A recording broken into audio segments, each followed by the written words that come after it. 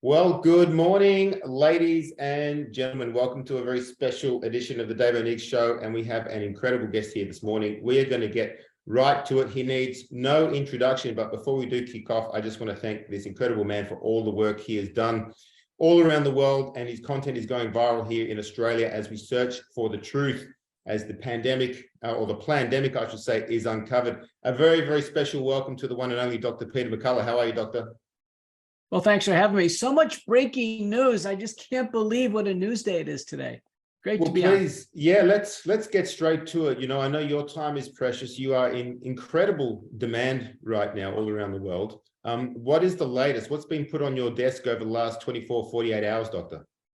It just broke. This is amazing. It just broke. Dr. Xiao Cao, so you spell the name C-A-O, from the Wuhan Institute of Virology, has finally come out. He's given an interview. He put it on his webpage. He said in February of 2019, he was given 4 strains of coronavirus, and he was told to test them to find which one was the most infectious and the most invasive. So he was given that information at what period of time? No, he was given the strains of virus and he was told to do the testing. This was in February of 2019. So, I mean, this punctuates what was going on. They were developing intentionally a bioweapon. And so, I'm interested to know, is one of the 4 strains the Barrick strain? Ralph Barrick and Vineet Menachery published in 2015 that the group in the Wuhan Institute of Virology, using U.S. money and know-how, that they had made the chimeric SARS-CoV-2 virus. That was published in Nature Communications and Proceedings of the National Academy of Science. Now, fast forward, the Chinese are actually trying to make it an intentional human bioweapon. It's finally come out. So this is a stunning revelation. It's all over Twitter now. It just blew up in the last hour. And that footage has just come out this morning of Robert Kennedy coming out as well, saying that the U.S. government and the World Health Organization collaborated to plan and roll out the pandemic. Have you seen that footage as well? Well, yeah, I've seen it. More specifically, I mean, a lot of people don't know this. When early in 2020, when it looked like the virus is coming out of Wuhan, the WHO announces it's doing an investigation, and it wants representatives from all the countries to come. And my former medical school physician, who's a few years ahead of me, Brett Giroir, Rear Admiral Brett Giroir from the U.S., picks 3 independent, eminent U.S. scientists to go to Wuhan to represent the United States in this investigation. The WHO declines all of them. And you know who the WHO picked to represent the U.S.? Peter Daszak. Peter Daszak heads the EcoHealth Alliance. That's the NGO that was shuttling the money and the plans from Ralph Barrick at University of North Carolina, Chapel Hill, to the Wuhan lab. Peter Daszak knew the Wuhan lab well, and the WHO knew that Peter Daszak would be complicit in the cover-up. Now all the documents have come forward. Senator Ron Johnson was on Newsmax with Chris Salcedo just a few hours ago. It's clear now that Fauci and Peter Daszak, Francis Collins of the NIH, Jeremy Farrar of the Wellcome Trust, Christian Anderson of Scripps Clinic, Edwin Holmes from the University of Sydney, you'd be interested in that. They were actually all on a call early in 2020, January of 2020, and they agreed to create a deception campaign to intentionally deceive the world, saying that the virus came out of nature, came out of a fish market in Wuhan, China. It was an intentional deception. They published 12 fraudulent papers, including Holmes is the first author of one of the later ones in September of 2021. This has all come out now. Everyone is implicated. This virus was created, the Wuhan Institute of Virology, probably in the years prior to 2015. Ralph Barrick's chimeric virus became one of a cadre of viruses. And then Dr. Xiao Cao is given the word, find the most infectious and invasive virus. and he comes out and finally says it. So, I tell you, I think all the U.S. agencies are going to have to update their websites. They recently capitulated. The National Security Administration, the FBI, CIA, NIH, CDC, they capitulated and said, yeah, the virus came out of the lab, but we don't think it's a bioweapon. Now we have the clear words of the person who was testing, who's given instructions to find the best bioweapon, and he did.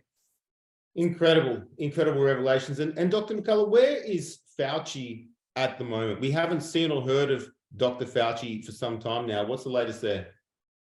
Fauci is retired. He's just announced he's taking a teaching position at Georgetown.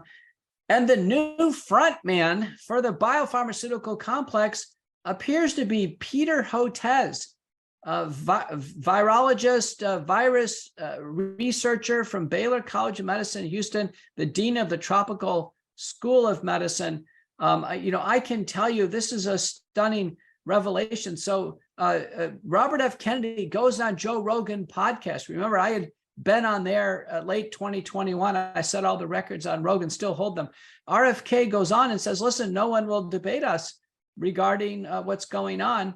And so Rogan challenges Hotez to a debate, says, listen, why don't you come out and we'll talk about this? And I messaged Rogan, I messaged RFK, I said, listen, let me take Hotez. I've got about 685 listings in the National Library of Medicine. That's kind of the standing. Hotez has got about 500, so he's at least in my league. Standard professor of medicine over there in Australia is 25. So listen, this would be kind of the big leagues. And I said, listen, let's go have a discussion on vaccine safety. Rogan and RFK said Hotez is never going to agree to it. Hotez comes out and everybody on TV says, oh, don't debate them. Don't debate them.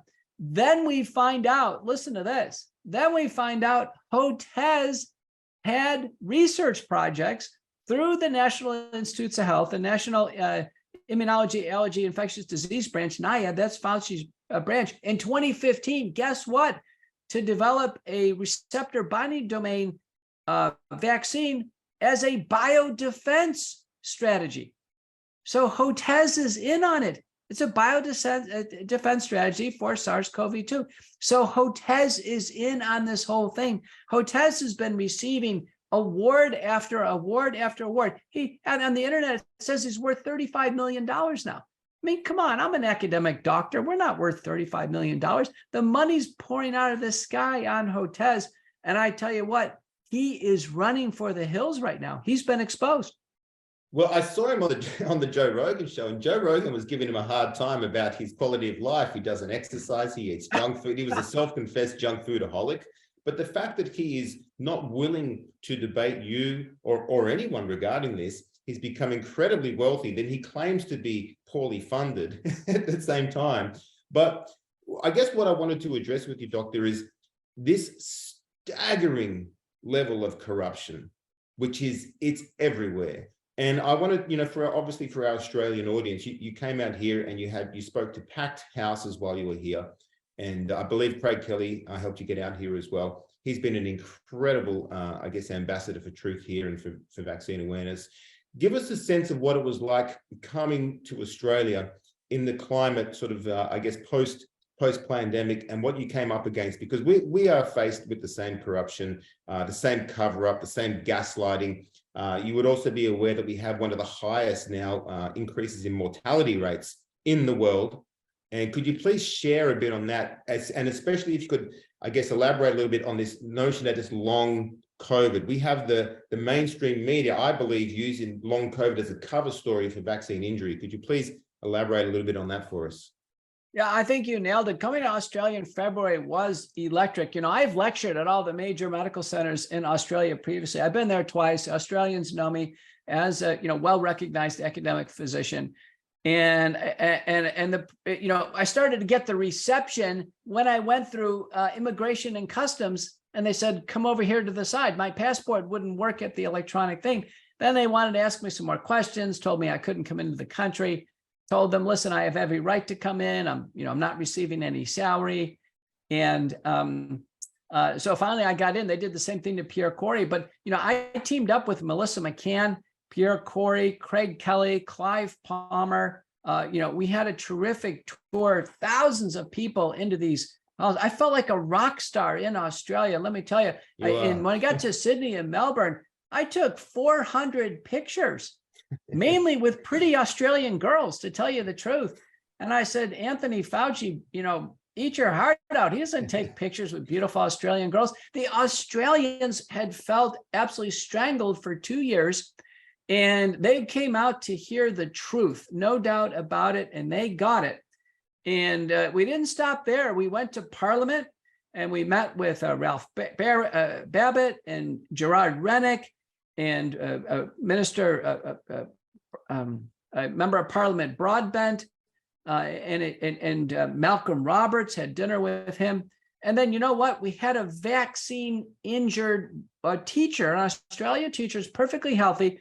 She takes 2 shots, gets some myocarditis, 3rd shot did her in. She has basically like a multiple sclerosis syndrome. She's in a wheelchair. She can't talk. She can't walk. And we took her all around the Parliament building. And you know what we asked the members of Parliament? We asked them, what did you rely on to approve the use of vaccines in Australia? You know what they said? They said, we relied on the Americans. They relied on us. So now we've learned that in the United States, the vaccine approval and the post-marketing process was completely fraudulent. Pfizer knew about 1,223 deaths within 90 days of their vaccine. Sometimes people died right after they take the shot. Pfizer did not pull it off the market. The FDA tried to conceal that for 55 years. It was finally released under court order. You can go to the Daily Clout, where Naomi Wolf has got the entire dossier. It's been analyzed. Now, Moderna has not wanted to release theirs. Finally, they're going to have to release theirs. Janssen never released their dossier, and Novavax hasn't either. So none of the vaccine manufacturers are being honest about the data. Every drug in the United States approved has to reveal their post-marketing data. They're obliged to do it. This is what we've learned in Australia. Australia was essentially pre-vaccinated. So COVID came late to Australia. And it's astonishing. I don't think the vaccine stopped a single case. The vaccines never reduced transmission, and everybody agrees. Our CDC director told us. And the vaccines never reduced severity. They never made it milder. They didn't reduce hospitalization and death. Not a single prospective, double-blind, randomized controlled trial, and not a single valid retrospective study showed that. The vaccines were a total bust. And what we've seen now is that the more shots people take, the more recurrent COVID they get. There's a paper in Cleveland Clinic by Shretha and colleagues. This is mind-blowing. Cleveland Clinic employees, the best employees, are unvaccinated. They're the healthiest. Every shot, there's progressively greater and greater risk of recurrent Omicron infections. And if someone's following the mandates and the guidance right now in the United States, they're on the 7th shot. How many shots have Australians taken? Up to number 5 now, I believe. Number 5. And we have, and what I'd love you to elaborate on a little bit is this notion of long COVID, because there is this sort of, I guess, these discussion forums where a lot of people say COVID doesn't exist, that it doesn't, it hasn't been isolated and those sorts of things. So you are saying that COVID is real, and is there such a thing as long COVID? Yeah, the COVID is very real. I've taken care of patients face to face. It's a totally different syndrome than the flu. It causes blood clotting, all different types of factors. The virus has clearly been isolated. It's been put through viral cultures. The Chinese make a vaccine out of it, the Sinovac Corona vaccine, so they isolate the virus to make the killed vaccine, and the virus can be seen on electron microscopy. So I think we just have to accept the virus is real. We can't fight that. And now Dr. Cao has the strain in the Wuhan lab, and he was told in February 2019 to find the most infectious strain. So no, clearly the virus exists. And what we've learned now is that the vaccines install the genetic code for the spike protein, and the spike protein from SARS-CoV-2 causes symptoms. It causes long COVID syndrome symptoms, and it causes vaccine injury. And so long COVID and vaccine injury are the same because patients are getting exposed to the spike protein. They get a lot more spike protein with the injections than they do with the respiratory illness, particularly if we have early treatment. Now, McCullough protocol, neutralizes the virus very quickly and it doesn't invade the body. So we want to start with iodine nasal sprays. Every Australian listening to this needs to have a dilute iodine nasal spray. As soon as they start to get sick, spray it up the nose, sniff it back and spit it out, and then gargle with it. When I was in Australia, I got a viral infection. I got some great iodine. You can get it in all your pharmacies. It comes in a little pink bottles called betadine. It's really, really concentrated. So you just need a few drops of it. Every Australian ought to be ready with that. Now for long COVID, it turns out there are 3 natural solutions that have an evidence base, and we recommend them. I can't make any therapeutic claims, but I want all Australians to get these. Very important. The first one is called nattokinase. Nattokinase. And it is a breakdown product from the fermentation of soy. The Japanese use it as a cardiovascular supplement. Nattokinase dissolves the spike protein. And believe me, Australians are loaded with this stuff in their bodies. It breaks it down, been well shown in multiple studies. The dose would be 100 milligrams or 2,000 fibrinolytic units twice a day. Nattokinase. The second one is bromelain. Bromelain's derived from the stems of pineapples. It also partially breaks down the spike protein. It's a supplement, 500 milligrams a day. The third one has even gone through clinical trials. It doesn't break down the spike protein, but reduces the spike protein damage. And that's called curcumin.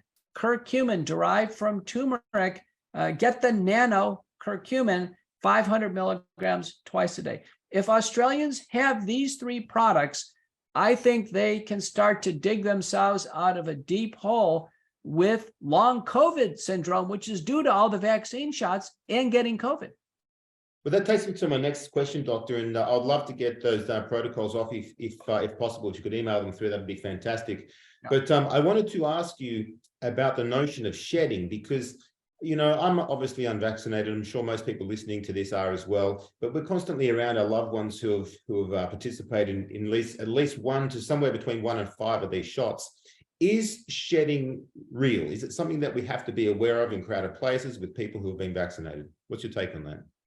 Let's take the spike protein first. Multiple studies show we've all had the spike protein now. We've all been exposed to it. The seroprevalence is nearly 100%. So don't worry about the spike protein. You may feel a little bit funny when you're around somebody who's taking the vaccine. Women may notice a change in their periods, things like that, but that's the spike protein. I wouldn't worry about it. The big worry is the genetic material. You don't want to get inadvertently vaccinated with messenger RNA. If you've lost your job, like I have, and been pursued because you won't take the vaccine. So I can tell you, we know that it does get in breast milk, for instance. It's in body fluids. Chinese recently showed a restricted segment for the receptor binding domain gets through the mammalian GI tract. This is concerning. A paper was published by Zhang and colleagues. So we're concerned that actually close contact, maybe you could transfer the messenger RNA. My advice is if someone's taken a shot, and hopefully nobody's doing it now, stay away from other people for about 90 days. No blood transfusions, no kissing, no sexual contact. That ought to get the kids' attention who's listening to your show right now, kids. You're going to have to cool it if you're taking more shots. Now, are the vaccines still mandated in any way in Australia?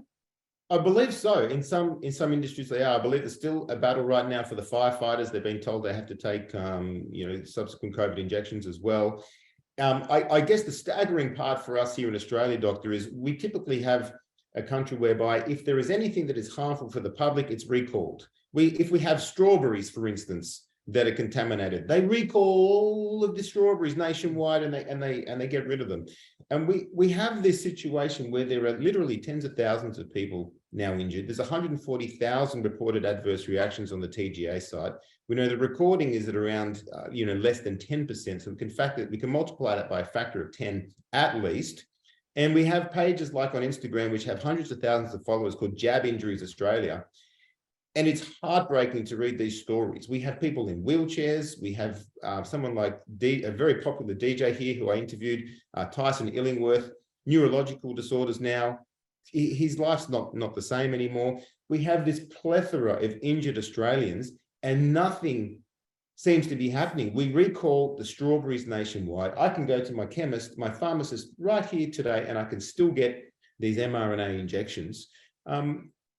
what do we do? I think I speak on behalf of so many Australians. We are just at a loss. We have had people like yourself come here. We have platforms like Telegram where we're trying to get the message out, but it's still rolling on. And the media is still gaslighting Australians and running this cover story ongoing. And I think a lot of us feel like, what's it going to take to get this stopped? What would you say to thoughts and sentiments like that? I would say you can't wait for the TGA to save you. It's not going to happen. The vaccines have been rolled out as national security countermeasures, almost like a military type of authorization. The TGA is not going to pull them, and the FDA is not going to pull them. The only thing that will stop it is if people just decline it. If everybody mass declines the shots, they die. We're fighting as hard as we can. Finally in the military, based on my testimony and that of others, the most recent Defense Authorization Act in the U.S. finally got vaccines out of the military. Finally, new recruits, reservists, enlisted, and officers. It's gone. It's gone. In the United States, we have less than 100 universities requiring the vaccines. Nearly gone. The 5 out of 5 Biden mandates are gone. 4 of the 5 were defeated using my testimony, went all the way to the U.S. Supreme Court. So I can tell you at every turn, we've been correct. We're right on this. The vaccines are not safe for human use. In the U.S. Senate, December 7th, 2022, I called for all vaccines to be removed off the U.S. market. All the COVID-19 vaccines should be taken off the market. June of 2022, the World Council for Health said, remove them from the market, including Australia. If you ever need a document that will back you up calling for the vaccines to be removed from the market, go to the World Council for Health and pull down the pharmacovigilance report, June 11th, 2022. It's been subsequently updated, but it's a clear document. They've looked at every safety system in the world. The vaccines aren't safe anywhere in the world. And sadly, so many Australians took them.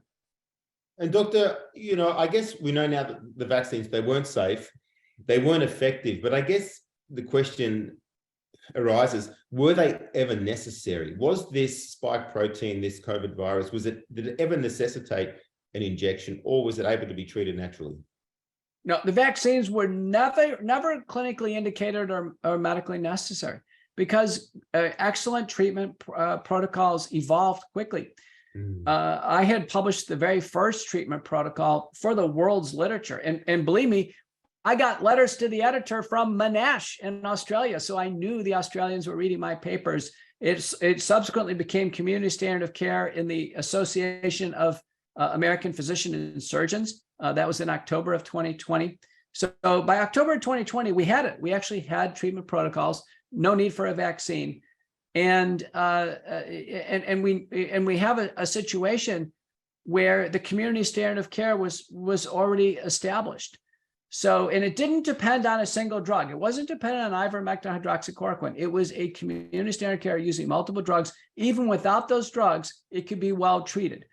Every Australian should have been treated on day 1 at home to prevent hospitalizations and deaths.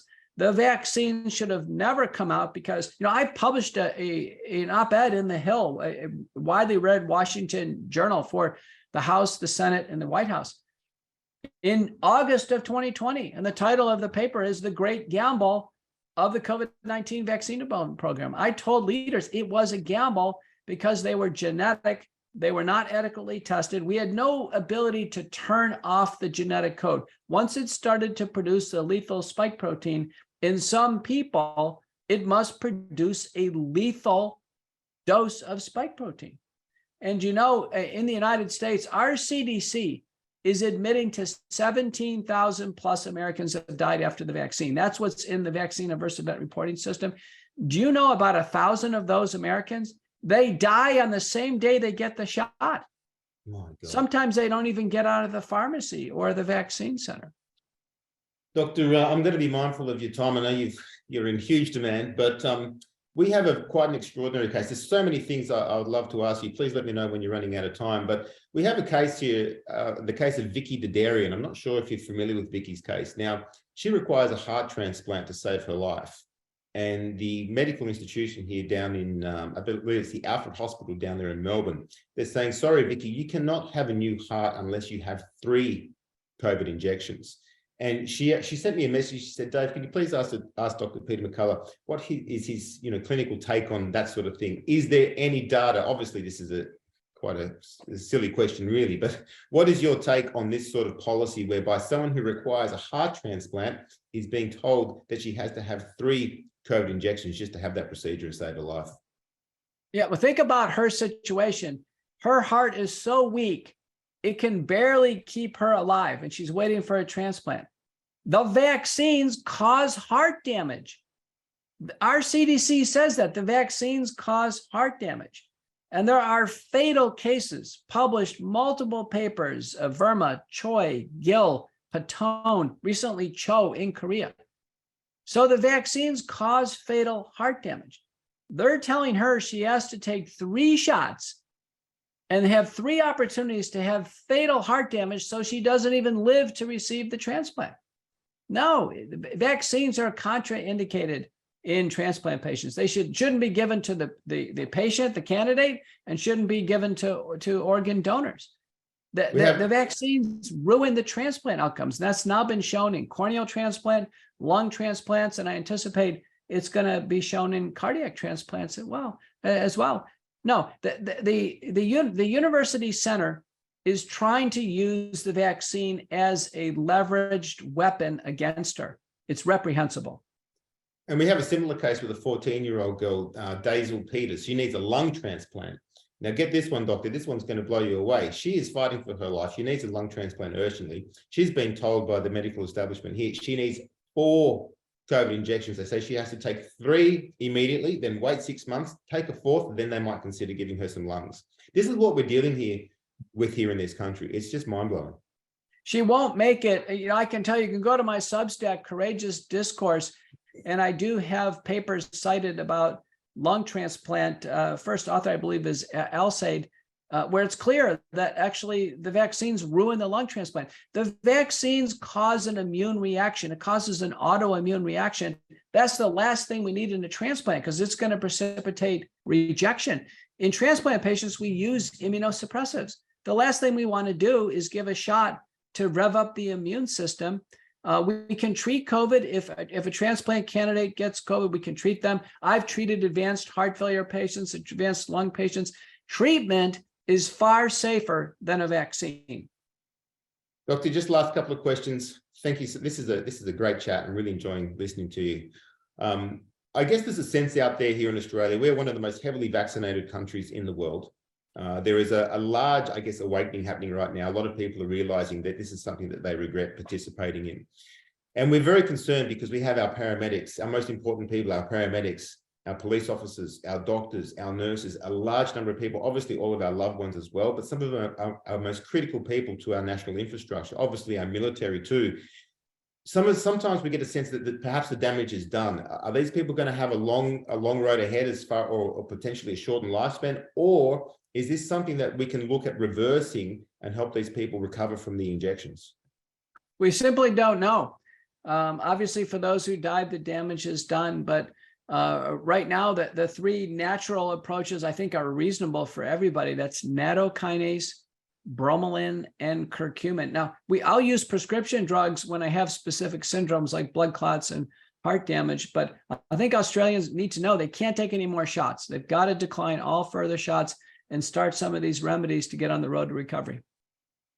Doctor, last one. I think here in Australia, we have an incredible level of compliance, an incredible level of silence. And I guess so many practitioners, medical practitioners out there who we feel some sort of sense of betrayal because there was so much evidence right from the start that these weren't safe, effective, or necessary, but they pushed them out anyway. I think my signal's a little bit slow there. Just in wrapping up, Doctor, what would be your message to all of the medical professionals out there in Australia at this critical time in our history? What would be your message to them as far as speaking out and helping, I guess, and standing by the principle of doing no harm, Doctor? My message to those Australian, the doctors who did attempt to treat patients and did those who warned about the vaccines. I know many Australian physicians like that, Chris Neal, Melissa McCann, so many heroes. My message to them is to hold strong and be bold and relentless. We will be completely vindicated. We're right on this one. For the doctors who turn their shoulders to patients, away from patients, for those doctors who let the virus slaughter their patients, for those doctors who push the vaccines on their patients, those doctors need to find a way to tell the world and their patients that they were wrong, that they apologize, and they need to do everything they can to make up for these horrendous crimes that have been committed against their patients. Well, Doctor, I just want to thank you on behalf of all Australians. We watch your content every day. We share your content everywhere. And, in a dark time for history, you've been a shining light. You restore our faith in the medical profession. You restore our faith in humanity. And I just want to send you all the love in the world from Australia, blessings, protection, and all the strength to keep doing your incredible work. I cannot thank you enough for your time. God bless you, Dr. Peter McCullough. We'll see you soon. God bless you. Thanks so much for having me. Over now. Bye for now.